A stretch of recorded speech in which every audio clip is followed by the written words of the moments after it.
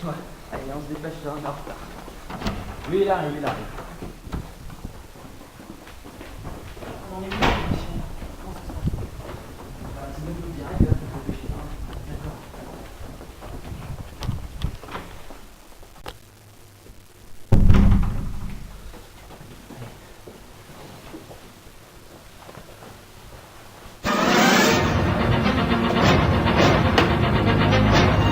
J'arrive dans 10 secondes. Un verre d'eau, Greg.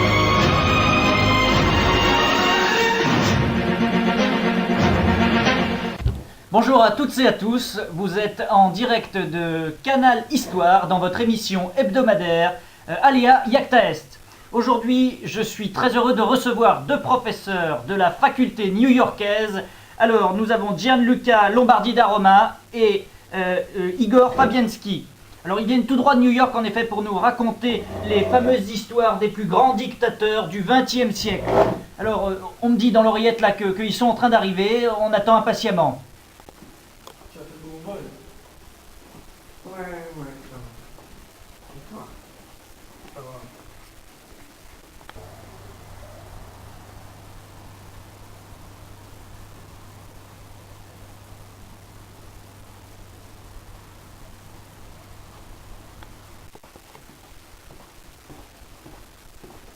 Oui, ils arrivent. Buongiorno. Bonjour. Ça va, oui, allez. Oui, ça va? Oui. Vous avez fait bon voyage, là, c'est très bien. Très bon voyage. Très bon voyage. Allez, non, sérieusement, faut y aller, là. Il faut y aller. On n'a pas le choix. Bon.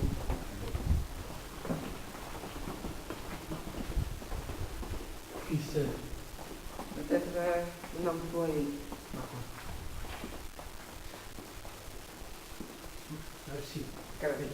Allez. Bonjour, monsieur Fabianski. Buongiorno. Buongiorno. Mes amis, on va vous déshabiller. D'accord. Merci. Allez, Greg. Grazie.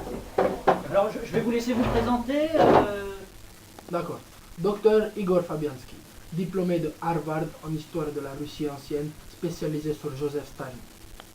Sì, professore Gianluca Lombardi da Roma, diplômé de Columbia, spécialisé dans l'étude de Benito Mussolini, El Duce.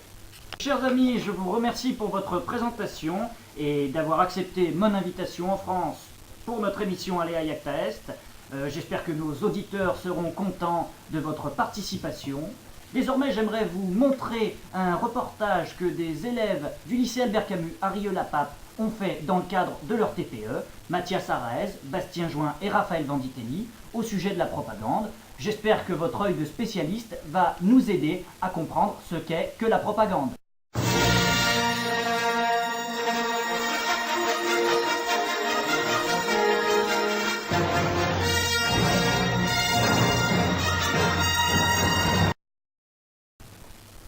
Mes chers amis, qu'avez-vous pensé de ce reportage? Je trouve très sincèrement que pour un travail d'élève de première, c'est un travail très talentueux. Ils ont... Talentueux? Talentueux, c'est le mot. Car je trouve que les détails dans les exemples sont grandioses. Moi-même, spécialiste de Staline pour ma part, j'ai été honoré. Va bene, je trouve qu'il a vraiment raison. En tant qu'historien reconnu, le nombre de détails m'a réellement interpellé. Interpellé? Mais quand vous parlez de détails, messieurs, c'est-à-dire que vous trouvez que le TPE est riche en arguments, Si, il y a beaucoup d'exemples et très bien organisés. On a droit à 2 affiches et un texte connu pour chacun des 3. Et pour vous, est-ce que les choix entre les affiches et les textes sont-ils pertinents en rapport avec le personnage? Je trouve sincèrement que les affiches ont été très bien choisies, ainsi que très bien analysées. Car les analyses sont très bien, comment dirais-je, profondes. Elles vont jusqu'au bout des questionnements. Et alors vous, en tant qu'historien spécialiste de Staline, qu'est-ce que vous pouvez ajouter à cela, à ce TPE? Est-ce que vous trouvez qu'il y a quelque chose qui a été omis ou on peut dire que dans l'histoire stalinienne, c'est relativement complet? Je le trouve relativement complet, Bien. sincèrement. Quant à vous? Eh oui, je pense exactement pareil, parce que déjà j'ai été vraiment touché par le fait qu'ils ont analysé le défilé des Barilas, qui est quand même Tout à très fait. connu dans l'histoire de Mussolini. Alors, on voit que vous êtes italien, vous, avec vos gestes, hein, on ne pourra pas vous le manquer. Bon, eh bien écoutez, en France, on a pour habitude d'examiner les questions d'internautes. Alors, c'est-à-dire qu'il y a des internautes par Internet ou par téléphone qui posent des questions aux invités d'Alea Iacta Est. Est-ce que ça vous dérangerait d'y répondre? On a 5 minutes pour ça.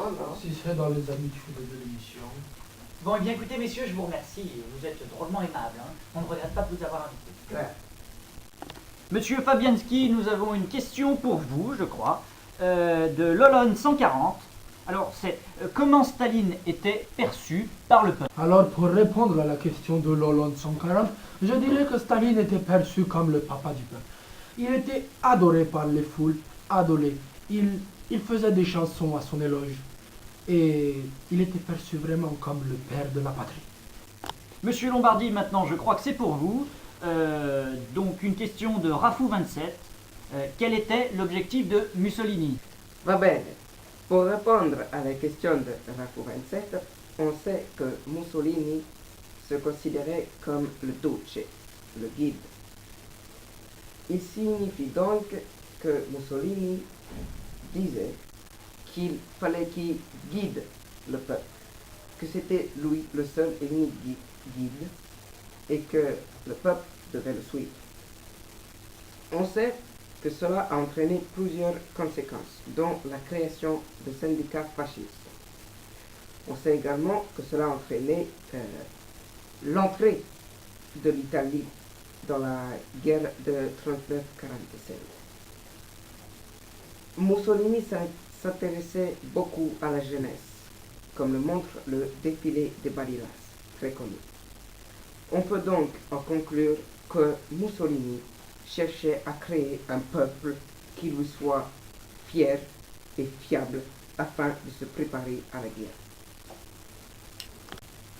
Et alors maintenant, une question de Baba69, donc voilà, à laquelle je vais répondre puisque c'est à propos d'Hitler et c'est un sujet que je maîtrise particulièrement.